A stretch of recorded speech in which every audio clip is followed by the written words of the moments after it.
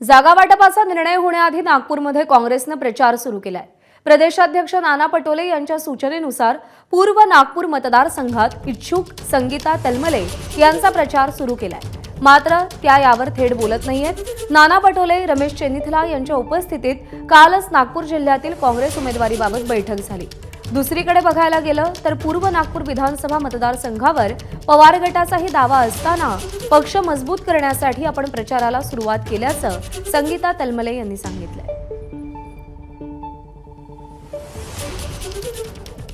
आपण संगीता तलमले यांना विचारूया। ताई, प्रचाराला सुरुवात झालेली आहे। काँग्रेसच्या नेत्यांनी तसा ग्रीन सिग्नल दिला म्हणून प्रचाराला सुरुवात केली तुम्ही? नाही, अजून तर कोणता ग्रीन सिग्नल मला मिळाला नाही आहे। मी पूर्व नागपूरमध्ये फक्त काँग्रेसला मजबूत करायला निघालेली आहे।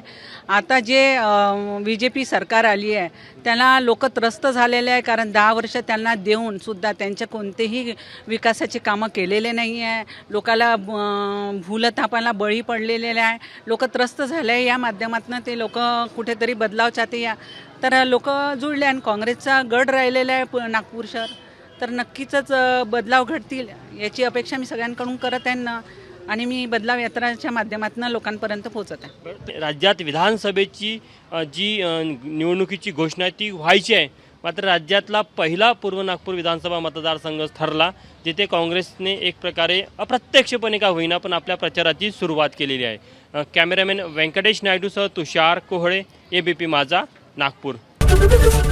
ABP माझा, उघडा डोळे बघा नीट।